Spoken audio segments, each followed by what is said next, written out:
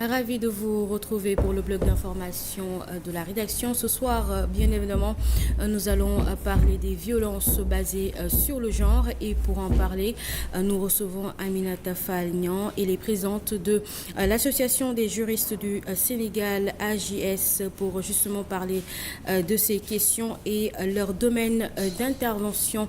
Bonsoir, Madame Falnian. Merci d'avoir répondu à cette invitation. Merci beaucoup. C'est moi qui vous remercie de m'avoir convié à votre émission. Et donc, je salue tous les téléspectateurs de ZES-TV. Avec moi ce soir, pour mener à bien cette interview, je reçois également Fatima Tal. Bonsoir, chers collègues. Bonsoir, Adiara. Bonsoir aussi à Madame Aminata Falnian. Ravie de vous avoir. C'est parti. Alors, sans plus tarder, on va attaquer notre sujet qui est la violence faite aujourd'hui aux femmes. Aujourd'hui, on voudrait savoir quelles sont les violences qu'on note le plus au Sénégal. Merci beaucoup pour ce thème qui est pour moi d'une importance capitale parce que vous l'aurez noté, vous qui êtes des médias, il ne se passe pas un seul jour sans que l'on parle de violence sous toutes ses formes et à l'égard non seulement des femmes mais également des enfants. Oui. Ce qu'on oublie de dire souvent, c'est que l'AJS, l'Association des juristes sénégalaises, s'occupe aussi bien des femmes que des enfants et aussi des hommes d'ailleurs. Je reviendrai plus tard. Basé sur le genre de manière globale. Mais basé sur le genre de manière globale, mais j'insiste aussi sur les enfants. Sur les enfants. Et donc aujourd'hui, ces violences, nous les évaluons sur la base des cas que nous recevons au niveau de nos boutiques de droit. Et ces cas, si je prends juste en cumulant l'année 2023 et 2024, nous sommes à plus de 6500 cas de personnes violentées reçues dans nos boutiques. Et strictement sur l'année 2025, depuis le début de l'année, à peu près 3500 cas nouveaux sur l'année 2024 du moins, qui ont été reçus dans nos boutiques. Nous avons plus de 9 boutiques de droit. Nous envisageons d'ailleurs d'en ouvrir une 10e très très bientôt dans la région de Kédougou. Et les boutiques sont au niveau de Dakar. On en a 3. Une à Pikine, une à la Médina et puis une dans la commune de Guelta-Péfas, Koloban. Nous avons également des boutiques à Louga, du moins très précisément dans la région de Louga, à Kébémer, à Ziguinchor, à Kolda, à Kaolack, à Sédhiou et globalement à peu près c'est ça, voilà. Et dans toutes ces boutiques, ce que nous relevons, c'est une recrudescence des violences et des cas de personnes qui se présentent. Et ces formes de violence, souvent, ce sont des violences d'abord sexuelles. Oui. C'est ce qu'il y a le plus. Après, ce sont les violences physiques, coups et blessures, souvent d'ailleurs entre conjoints ou entre partenaires. Et puis également les violences économiques. Et puis les violences psychologiques. Et puis par rapport à ces violences, on sait aujourd'hui, d'après l'ONU, les chiffres récents, on va dire 68% des victimes de violences basées sur le genre au Sénégal ne portent pas plainte. Qu'est-ce qui est à l'origine de ces réticences, justement, selon vous? Les pressions socio-familiales et socio-culturelles. Vous le savez, dans nos milieux, il est très mal vu pour une femme d'aller porter plainte contre son mari. Vous savez ce qu'on dit dans ces cas-là, que le malheur va s'abattre sur ses enfants, etc.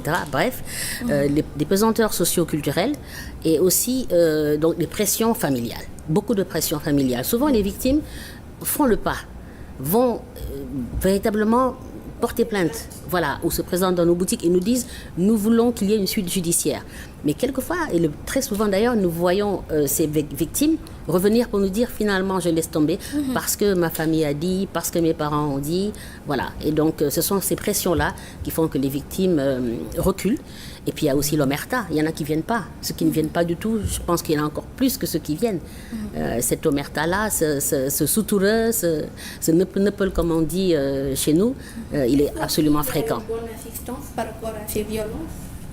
Assistance de la part de l'État, de la part du privé, il y a les deux. Bien entendu, ici nous sommes là pour parler de l'AJS et j'ai parlé de boutique tantôt, il y a une très bonne assistance. Nous avons une prise en charge holistique des victimes.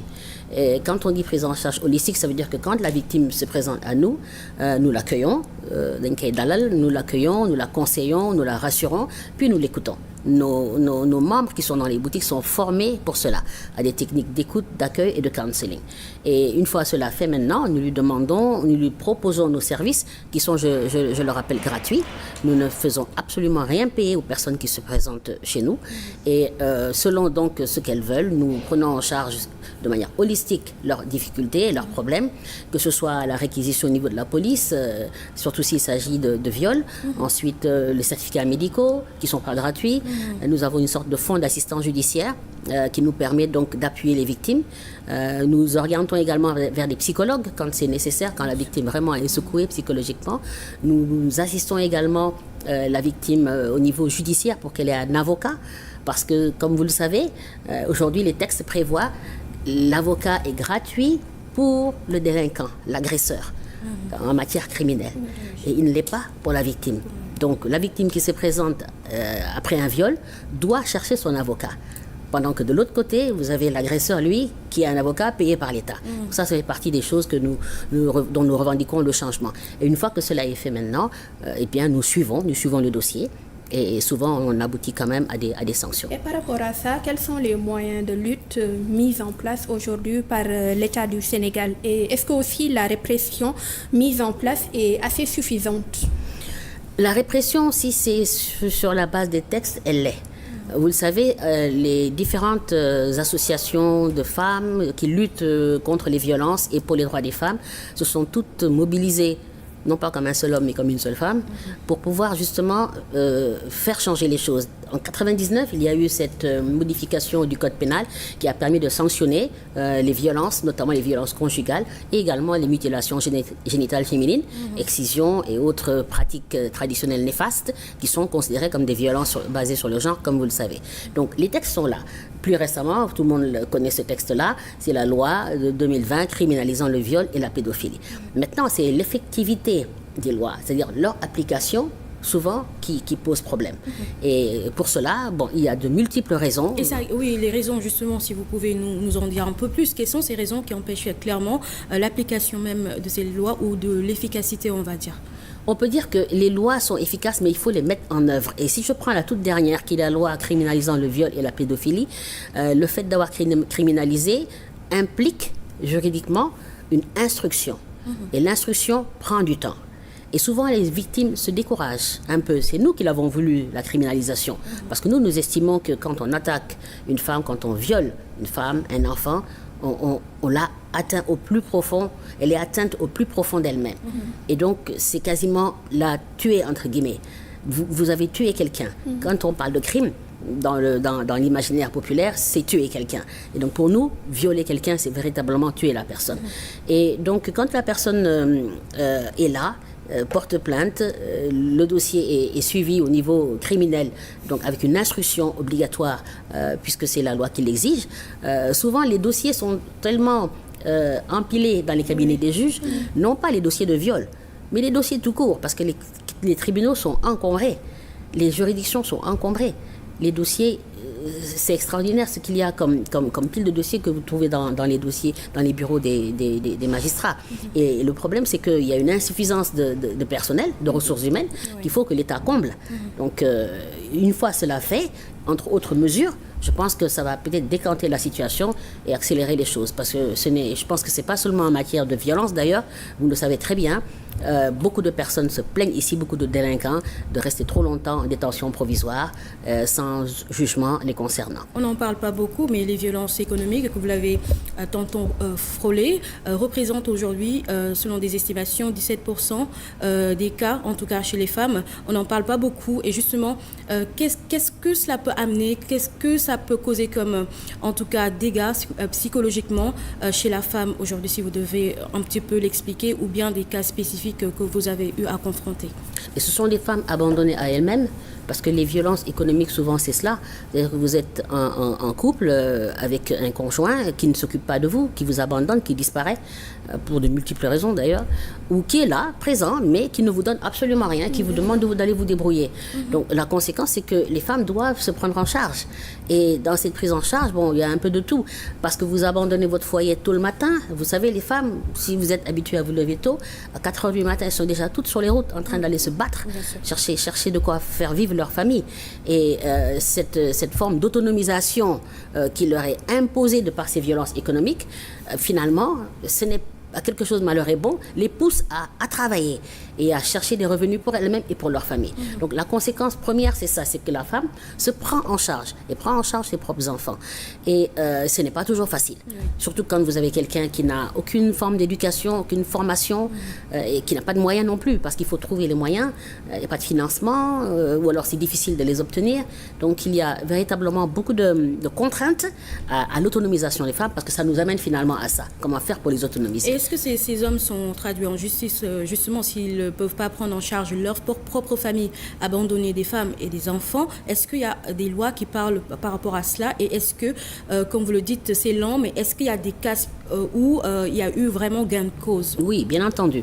Parce que les victimes qui se présentent à nous, les personnes, les femmes qui se présentent à nous dans les boutiques, souvent viennent aussi pour des raisons d'abandon de famille de par le conjoint ou de non-contribution aux charges de famille. Ils refusent carrément de donner. Et donc là, bien entendu, le Code de la famille prévoit donc l'obligation pour le conjoint de prendre en charge la famille. Il y a également des sanctions pénales pour non-prise et civiles pour non-prise en charge de la famille. Et donc nous actionnons, nous faisons les procédures, nous menons les procédures nécessaires et souvent, effectivement, on peut arriver à ce que le mari soit contraint de contribuer. On arrive à des résultats. Et est-ce qu'aussi aujourd'hui, on ne peut pas essayer de durcir les lois pour mieux les contraindre? Moi, je me dis que le problème ne se situe moins au niveau de la répression. Elle se situe plus au niveau de la prévention. Je pense que le maître mot aujourd'hui pour lutter contre les violences, c'est beaucoup plus, c'est la répression, certes, parce que quand un cas est là, il faut sanctionner. Mais c'est aussi la prévention. Comment faire pour qu'il y ait le moins de cas de violence possible? Et d'où la sensibilisation que vous faites. Et les impacts réels, est-ce que vous pouvez nous en dire plus? Oui, nous travaillons beaucoup sur la sensibilisation. Notre stratégie globale, c'est justement d'abord les boutiques. Et au-delà des boutiques, c'est d'aller vers les populations pour faire des causeries, des forums, des ateliers, des sensibilisations. Et nous travaillons avec notre réseau de parajuristes qui sont au niveau communautaire, donc directement dans les quartiers, comme on dit, dans les quartiers auprès des populations, et qui, ces parajuristes-là, sont formés par l'AJS et nous servent de relais. Ce sont des relais extrêmement importants parce que nous les formons sur des thématiques qui permettent de sensibiliser la population. Et elles descendent vers elles pour relayer. Comment vous faites face par rapport à la réalité culturelle, on va dire, parce que la plupart des violences aussi, c'est d'ordre culturel ou religieux, ce qui est assez sensible au Sénégal. Est-ce que vous arrivez à vous faire entendre justement et dans ces cas de prévention, de pouvoir faire comprendre en tout cas les messages qu'on doit avoir par rapport dans un milieu où voilà, la culture et la religion sont vraiment très importants? Fondamentalement, oui. Bon, en fait, typiquement, ce qu'on fait, c'est que nous travaillons en étroite collaboration, en étroite relation avec non seulement les Badianougor et parajuristes dont je parlais tantôt, mais aussi directement avec des imams, des représentants de l'Église que nous sensibilisons sur les questions. Et contrairement à ce qu'on croit, souvent, le soubassement religieux n'est pas avéré du tout. Donc peut-être sur le plan culturel, et on tire vers la religion, mais en réalité la base juridique, la base religieuse n'existe pas. Et donc les imams avec qui nous travaillons et qui sont sensibilisés sur ces questions nous aident à relayer les messages. Et souvent, nous obtenons effectivement des résultats. Il y a des reculs par rapport à des pratiques dans certaines zones, dans certains quartiers, et cela donne des résultats quand même sensibles. Nous travaillons vraiment depuis plusieurs années, et cette stratégie d'approche communautaire, elle paye, elle est payante. Maintenant, c'est un travail de longue haleine. On n'aura jamais fini de le faire jusqu'à ce qu'on ait une sorte de changement dans les mentalités et dans l'éducation, parce qu'aussi, c'est une question d'éducation. Ces violences. Je pense que quand je parlais tout à l'heure de prévention, c'est d'abord au niveau de l'éducation. Éduquer les enfants dans le sens de mieux connaître les droits humains, être sensibilisé sur les violences, les éviter et donner le respect qu'il faut à la femme, à la fille. Et pour cela, nous avons créé notamment ce qu'on appelle des écoles, des écoles de droit, en relation avec des établissements scolaires, notamment au niveau élémentaire. Nous créons des écoles de droit, nous créons également ce qu'on appelle le gouvernement des enfants. Et donc, grâce à cela, nous éduquons les enfants à ces thématiques liées au respect des droits humains. Est-ce qu'aussi les parents sont bien renseignés par rapport aux choses que vous faites, par rapport aux écoles et autres? Nous ne pouvons pas le faire sans le consentement des parents et nous le faisons également avec l'accompagnement des éducateurs. Nous ne pouvons pas venir comme ça former des enfants sans qu'il y ait quand même une coordination, un accord avec les responsables de l'établissement qui eux-mêmes, bien entendu, en parlent aux parents et qui souvent donnent leur accord. C'est sensible, mais on en vient à la question des enfants. Vous l'avez tantôt évoqué. Quelle est la situation? Parce que les enfants sont les plus vulnérables. On voit ces violences par rapport aux femmes, mais les enfants, les jeunes filles, même les jeunes garçons aujourd'hui, les talibés, il y a beaucoup de dérives en tout cas dans la rue. Quelle est la situation? La situation, elle est difficile, vous l'avez tous constaté. On a encore des enfants dans la rue. Quand on parle de talibés, il n'y a pas que les talibés qui sont dans la rue. Il y a, au-delà de talibés, la mendicité tout court, non liée à des talibés. Et puis, il y a aussi les enfants abandonnés, ce qu'on appelle les enfants de la rue. Les enfants en rupture avec la loi, qui sont en conflit avec la loi, qui sont également dehors. Donc, tout cela est une réalité. Nous, ce que nous faisons, c'est que nous travaillons également sur cet aspect, bien sûr. L'État... Je sais que l'État a quand même des stratégies, des politiques, mais elles sont à compléter par les actions de la société civile. Et c'est là que la société... Vous êtes en accord ou pas? Vous êtes en accord? Oui, nous travaillons beaucoup avec le ministère de la Famille, qui est un partenaire, le ministère de la Famille et des Solidarités, c'est le nom précis. Et c'est un partenariat de très très longue date. L'AGS a toujours travaillé avec le ministère de la Famille.